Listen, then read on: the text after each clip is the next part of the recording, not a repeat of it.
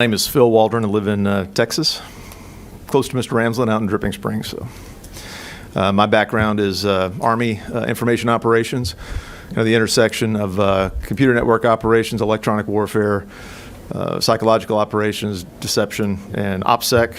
And my point of view of looking at these systems is how to penetrate them, how to corrupt them, how to manipulate them to conduct strategic influence operations. And in my opinion, this is the American people are under a pretty significant information warfare campaign that's multifaceted. And we've looked at the Dominion system.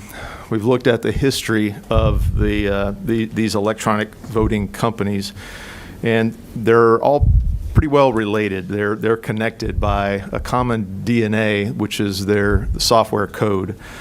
So this all started back with Smartmatic. It was designed basically to keep Hugo Chavez in power in Venezuela. He invested, I believe, 28% of the funds to stand the company up. And I personally debriefed the son of a Cuban intelligence officer who firsthand knowledge two of Hugo Chavez's family members when Maduro was faced by a populist uprising after Hugo Chavez had died. Two of Hugo Chavez's family members said, "Don't worry, it's guaranteed. Our father invested the money into Smartmatic so that Maduro is going to win." So I guess to connect all the dots, Dominion Voting Equipment acquired a company called Sequoia Voting Systems, which was spun off of SGO Smartmatic. And they also acquired the Premier system, which came from the Diebold election company, which also used Smartmatic software. ES&S software, which Mr. Ramsland mentioned, has a license agreement with Smartmatic, and so does Dominion. They all feed information to Clarity Elections, which is owned by a company called Scytl, SCYTL, which is headquartered in Madrid, Spain. They also have U.S. elections. Our team's recently uncovered, just doing basic investigative work on the dark web, but we have an affidavit to this effect that Smartmatic and Dominion do share a physical business address in Barbados at the same building, the same street address. So there are commonality in business links, licensing agreements, as well as the software code and the functionality. We began really looking at these as looking at the operator's manuals for these software systems, and just like President Chavez designed them for, they're designed to control and manipulate votes. And that's what we found reviewing these things. Okay. Are there any questions? Yes, sir. So, have you had an occasion to examine one of these Dominion machines? Yes, sir. We did up in northern Michigan. Our team conducted forensics analysis on Central Lake Township Precinct in Antrim, Michigan, on the 27th of November.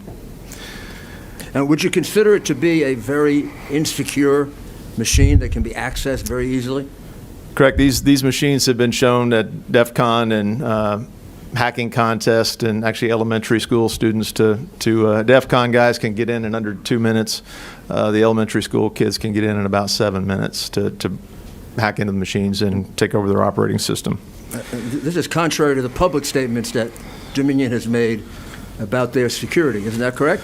There are about 12 different attack vectors or ways you can get into these systems. Everything from the server level to download CSV files, make changes to them, and re-upload them at the server level, to basically in the operating system of these machines. And what we found in Antrim, Michigan, is everybody's got thumb drives.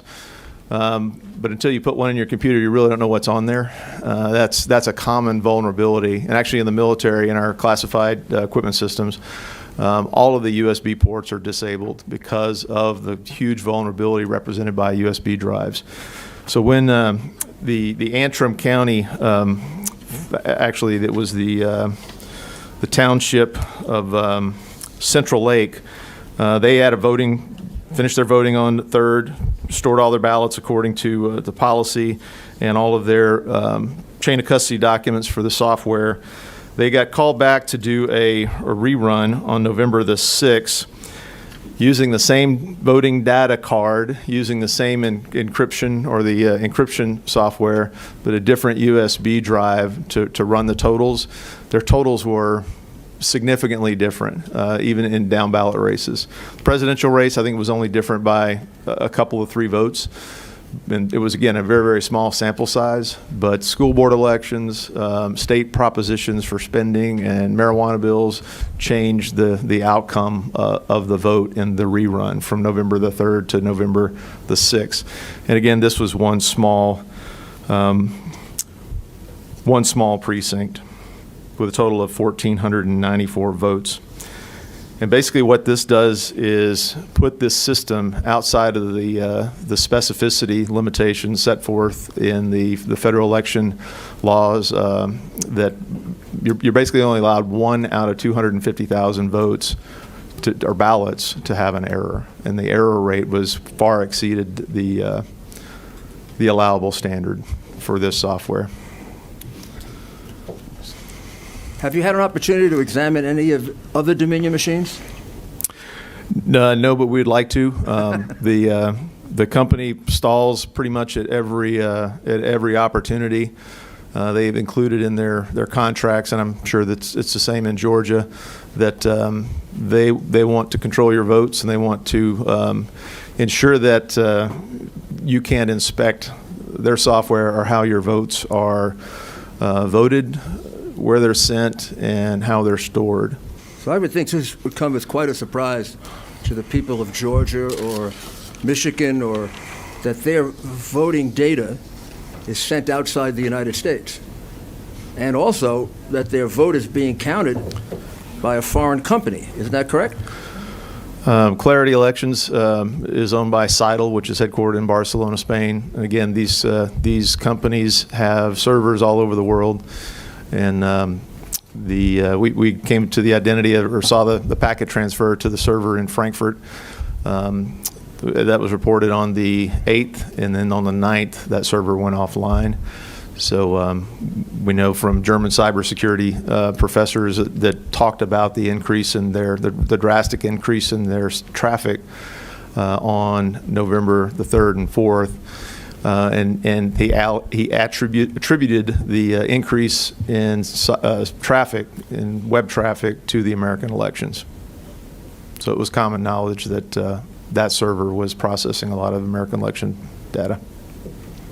And one last question: could you describe fractional voting? So if all of us in this room, had one vote for one candidate, we would have the sum of the votes in this room. When the votes are reported to from Dominion to the media, they're reported in fractional numbers, 3 digits. So when you add whole numbers together, you can't get a fraction. When you calculate or have a formula or an algorithm to assign points to votes, then you get a fraction. So our voting results are reported in fractional values, not in whole numbers. I vote, Colonel Waldron, thank you for your testimony. I voted on Election Day, and I got a paper ballot. I scanned it, and on the scanner, it said I was number 78 at 9:05. So my question to you is, Ms. Pick was telling us in that video there were 3 scanners at the State Farm Arena. Is there a drive tape or a flash drive in a scanner that we could know if votes were counted between 10:30 and 1 a.m.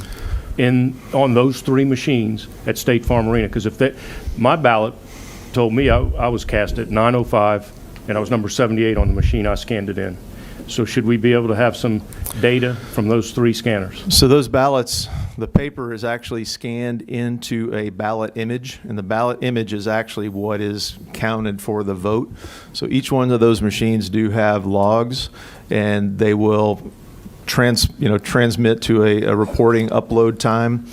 It's my understanding, I believe Tuesday though, that the Fulton County machines were wiped. I heard a report of that. I don't know that.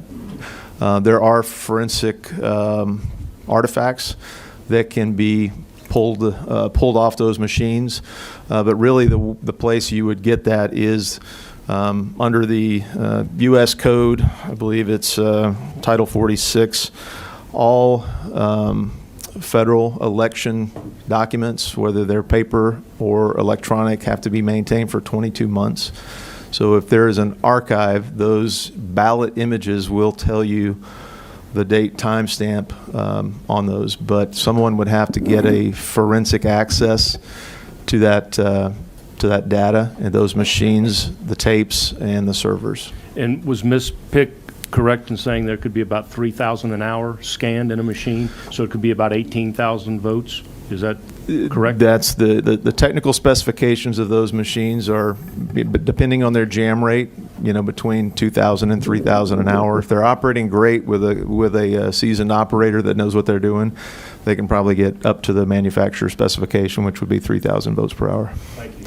But my question is, you're aware, of course, that there was a hand recount using the human readable text that also held Biden out as the victor of this election. Do you have a comment on that? Do you have an opinion on the risk limiting audit done on every ballot using the human readable text versus the barcode? Yes, ma'am. If there was a 100% audit on actual ballots, which if that was done, that's awesome. The risk limiting audit, I believe, is a very small sample of those ballots. So Normally, yes, but Yeah. this one, So if Was- the evidence that was presented this morning at the videos, if additional ballots were pulled in, then that's what you're going to count. You're going to count the ballots that have been injected into the process. And this is something, again, that we've seen in Pennsylvania and Arizona and Michigan and a couple other states that we're currently working on, is that there is there are huge breaches in chain of custody of the ballots, of the USB drives that run these systems. So yes, ma'am, that risk limiting audit could have been conducted 100% and shows the readouts. There are ways to detect fraudulent paper ballots. We can image those to detect machine printed ink spots. We can detect if they were folded. We can detect if they were marked by hand. There's about 29 different point signatures when you pick up a pen and you fill in a ballot. A machine-printed ballot, a mass-produced ballot, which we have affidavits in Pennsylvania and Arizona that these machine-printed ballots were injected into the system. So until you did a full forensic audit, you would not be able to tell which ballots were actually filled out by Georgia citizens or which ballots were printed by machine and fraudulently injected into the voting process. Senator Jones. Thank you, Mr. Chairman. Quick question. I know when the Secretary of State was shopping for when we had to upgrade our voting system, I think we had 3 different vendors who came before us, and they settled on the Dominion Group, and they're used now in all 159 counties that we have here in Georgia. How many other states use this system? Do you know the answer to that? And what's been the feedback with other states? Generally, there's a mix. So, for example, in Arizona, it's only Maricopa County. In Michigan, it's swapped up. In Pennsylvania, it was pretty much Philadelphia and Pittsburgh. Pittsburgh, I think, used ES&S. But the functionality and the systems are very, very similar between ES&S and Dominion as far as our research goes. So what Mr. Ramsland presented earlier that showed about a 5.5 point differential when you just isolate Dominion machines across the country, that's kind of the working right theory that we were working off of. Follow-up question, Mr. Chairman. So I saw some looks on people's faces, even with their mask on, when you were talking about the fractional adding of votes. Maybe you can go over that one more time, because it gave me pause when I first heard it as well. So maybe you can help me with that. And is that just with the Dominion program that you've seen, or you've seen That appears to be the live feed from Dominion and Clarity. So all of those reporting, the fractional voting is there. It's not a whole number. Again, if there are 10 people, you cast 10 ballots. The sum of the whatever candidates are voted for should equal 10, and not 2.87 for one, 3.13 for the other, and 4 for the third candidate. It should all, equal whole numbers, and that's not what's represented. Okay. So your opinion is based on the fact that there are affidavits of other people from other states who have alleged that they've trucked in ballots to other states, and so then your testimony is saying that, ergo, these ballots in this video must have been trucked in from other states and are unlawful? Is that the conclusion? No, ma'am. I said that a full forensic audit would determine that, and forensically auditing the paper, the ink, and the ink signatures with optical imaging devices would be able to tell you if there were any ballots that were not legitimate ballots that were injected into the process. And so then my question is, if these were extras that were just trucked in, right, somebody just brought them in, then you would expect then that the number of ballots would exceed the number of registered voters who had requested absentee ballots and or who had voted in person, correct? Underneath within the margin of error, we've seen, again, I haven't seen in Georgia, so I can't testify to that, but we've seen in other places where ballots were segregated, separated, and discarded or not counted, and then other ballots were injected, and those were by affidavits that have been acquired by all the legal teams. Colonel, when you see those ballots being taken out from under the desk, aren't there 96,600 ballots that were voted, but for which there's no return? Could they possibly be those ballots? There is a possibility. Could that be a reasonable explanation for these unexplained ballots? It could be one explanation, yes, sir. And what about to go further back in Mr. Ramsland's analysis, expert opinion, he says there are 136,098 votes that have the indicia of fraud. They're in serious question based on the analysis that he did of the Dominion machines. Could it have something to do with that? The machine vote is highly suspect. I think if I recall correctly, the timeline, the upload of votes. Yes, I was going to ask you that. 0336 in the morning, of the 4th. Georgia had the largest single ballot upload, and it was from multiple centers, but it was a 200,000 ballot upload. And at 0336. What time was that? 0336 Did that on the include 4th. Fulton County?